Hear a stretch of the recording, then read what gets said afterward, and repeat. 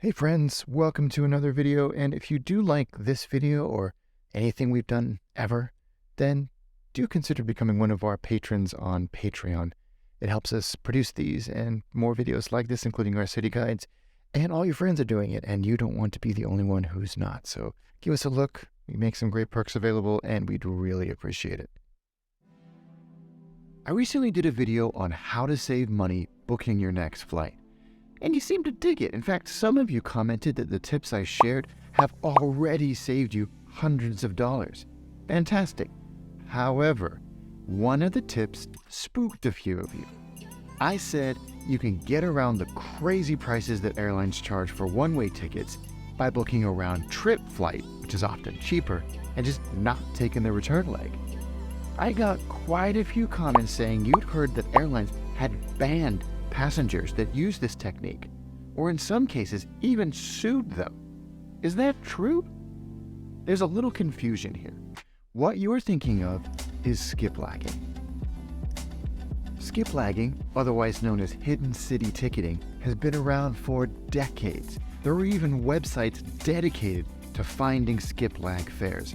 It can save you a ton of money, but unlike the method I mentioned, it does come with risks. But first of all, what is skiplagging? Skiplagging is a booking technique where you book a ticket through the city you actually want to go to and get off there. For example, the Super Bowl is in Phoenix next month. Flights from San Francisco to Phoenix are insanely expensive, but flights to Dallas via Phoenix are really cheap. So you would just book a ticket to Dallas via Phoenix and just get off in Phoenix. It's as simple as that. Why do airlines not like this? Simple. Because you have found a way around their archaic and overly complicated pricing systems. How much more than that? But let's clear something up right away. Is this illegal? Absolutely not. Is this against the contract of carriage you have with the airline or their terms and conditions? Probably, but no one has successfully been sued for this. It's insane for airlines to even attempt this. But there are a very, very, very small number of reports of frequent flyers not getting their miles for their flight, or even, in even rarer cases, having their frequent flyer account closed completely. But for the vast majority of us, the risk is almost zero. Just make sure you follow these rules. Rule number 1, don't bring checked luggage, because it will not get off when you get off. It'll just carry on to the final ticketed destination and you won't have any clean underwear. Rule number 2, no round trips. Why? Because once you miss a sector or flight of any itinerary, all the subsequent itineraries will be canceled. You should bear that in mind even if you're not skiplagging. If you miss any flight in an itinerary, all of the other flights after that will automatically be canceled. Rule number 3, don't do it all the time. It's perfectly reasonable to miss the leg of your trip. You've had a change of plans, a meeting got canceled, your Tinder date didn't show up, I don't know, but no one can be punished for that. But doing it all the time will raise some eyebrows in the revenue management department of the airline and may get your frequent flyer account a little extra scrutiny.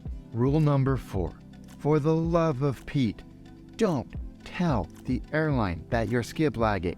You would be amazed how many people do that while they're trying to check a bag or make sure the rest of their trip doesn't get canceled. Don't tell them what you're doing. But if you're doing this every once in a while and the rest of your reservations with the airline are relatively normal, you're not going to run into any issues at all. But finally, how is this different from the tip that I mentioned in the last video?